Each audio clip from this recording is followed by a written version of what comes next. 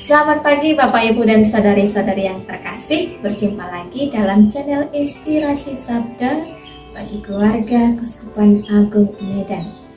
Hari ini Kamis 24 Maret 2022. Bacaan Injil kita dari Injil Lukas bab 11 ayat 14 sampai 23. Pada suatu kali, Yesus mengusir dari seorang suatu setan yang membisukan. Ketika setan itu keluar, orang bisu itu dapat berkata-kata. Maka heranlah orang banyak. Tetapi ada di antara mereka yang berkata, ia mengusir setan dengan kuasa Beelzebul, penghulu setan. Ada pula yang meminta suatu tanda dari surga kepadanya untuk mencobai dia. Tetapi Yesus mengetahui pikiran mereka lalu berkata, setiap kerajaan yang terpecah-pecah pasti binasa, dan setiap rumah tangga yang terpecah-pecah pasti runtuh. Jikalau iblis itu juga terbagi-bagi dan melawan dirinya sendiri, bagaimanakah kerajaannya dapat bertahan? Sebab kamu berkata bahwa aku mengusir setan dengan kuasa Beelzebul. Jadi, jika aku mengusir setan dengan kuasa Beelzebul, dengan kuasa apakah pengikut-pengikutmu mengusirnya? Sebab itu merekalah yang akan menjadi hakimmu. Tetapi jika aku mengusir setan dengan kuasa Allah, maka sesungguhnya kerajaan Allah sudah datang kepadamu. Apabila seorang yang kuat dan yang lengkap bersenjata menjaga rumahnya sendiri, maka amanlah segala miliknya. Tetapi jika seorang yang lebih kuat daripadanya menyerang dan mengalahkannya, maka orang itu akan merampas perlengkapan senjata yang diandalkannya dan akan membagi-bagikan rampasannya. Siapa tidak bersama aku, ia melawan aku. Dan siapa tidak mengumpulkan bersama aku, ia mencerai-beraikan. Demikianlah sabda Tuhan. Terpujilah Kristus. Bapak, Ibu, dan saudari-saudariku yang terkasih, bacaan Injil hari ini tidak asing lagi. Kita sudah biasa mendengarnya dan bahkan bisa membayangkan bagaimana kronologi kisah tersebut. Dalam bacaan diceritakan bagaimana Yesus mengusir setan yang merasuk pada seseorang yang menyebabkan orang tersebut bisu. Tindakan Yesus mengusir roh jahat merupakan hal yang lazim di kalangan orang Yahudi. Akan tetapi, orang-orang yang membencinya mencoba membuat isu bahwa Yesus berkonspirasi dengan kepala setan-setan untuk mengusir setan. Mereka tidaklah menyangkal mukjizat yang dilakukan oleh Yesus. Namun mereka menyebut kuasa itu berasal dari Beelzebul dan bukan dari Allah. Mereka mengalihkan sumbernya pada Beelzebul atau penghulu setan. Bahkan ada juga di antara mereka yang meminta tanda untuk mencobai Yesus. Tetapi Yesus mengetahui pikiran mereka dan berkata, setiap kerajaan yang terpecah-pecah pasti binasa, dan setiap rumah tangga yang terpecah-pecah pasti runtuh. Jikalau iblis itu juga terbagi-bagi dan melawan dirinya sendiri, bagaimanakah kerajaannya dapat bertahan? Yesus membuktikan diri sebagai Mesias yang dari Allah untuk memerdekakan manusia dari belenggu dosa dan tipu daya iblis.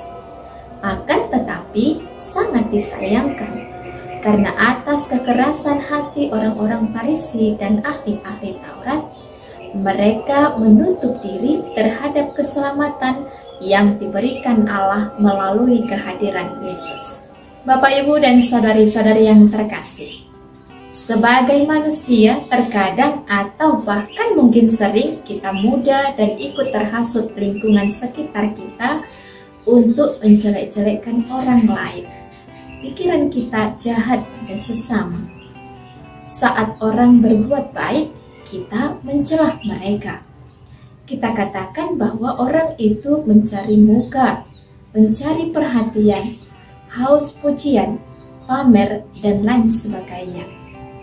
Sikap kita yang demikian pada sesama menunjukkan keberpihakan kita pada iblis, bukan pada Allah. Kehadiran Yesus itu membawa damai. Ia menghendaki kita bersatu, bukan terpecah-pecah atau tercerai-berai karena pikiran kita yang negatif thinking pada orang lain. Hal demikian juga bisa terjadi dalam keluarga kita. Suami atau istri sibuk dengan urusannya masing-masing, lalu mulai berpikir dan mencurigai bahwa istri atau suami selingkuh. Mulai memantau segala rutinitas yang dilakukan pasangan. Mulai mencari tahu pasangannya pergi keluar dengan siapa, pulang jam berapa, apa yang dilakukannya di luar sana. Siapa saja yang ada di nomor kontak handphonenya yang sering dia hubungi, dan apa isi chatnya di handphone, dan lain sebagainya. Contoh lain juga bisa terjadi antara orang tua dan anak. Orang tua sangat posesif sehingga anak diperlakukan seperti bayi kecil yang kemana-mana harus dipantau ketat dan tak bisa bergaul, tak bisa ini itu. Semua harus dipenuhi, semua harus di bawah kendali oleh orang tua, sehingga anak menjadi tertekan. Kita terhasut dan diperdaya oleh kuasa setan, sehingga rumah tangga kita mulai dipenuhi dengan curiga, amarah, tuduhan terhadap pasangan, terhadap anak-anak, dan tidak ada lagi sikap saling percaya.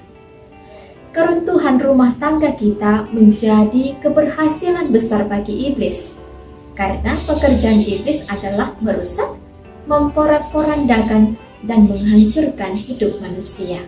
Bapak, Ibu, dan saudara-saudariku yang terkasih, tak ada mawar yang tak berduri, tak ada manusia yang tak pernah memiliki salah atau tantangan dalam hidupnya. Akan tetapi, bila ada masalah dalam keluarga, mari bersama menyelesaikannya. Bila ada kekurangan, mari bersama melengkapinya. Bila ada kesalahan, mari bersama memperbaikinya. Bila ada pertentangan, mari bersama-sama dengan rendah hati untuk berdamai.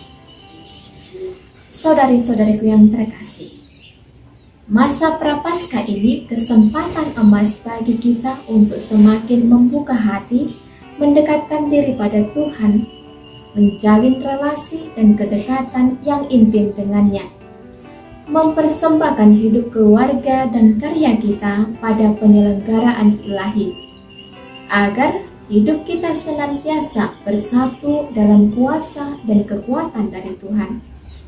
Dengan demikian, tidak ada kuasa yang mampu merusak atau mencerai-beraikan keutuhan keluarga kita. Semoga Tuhan memberkati.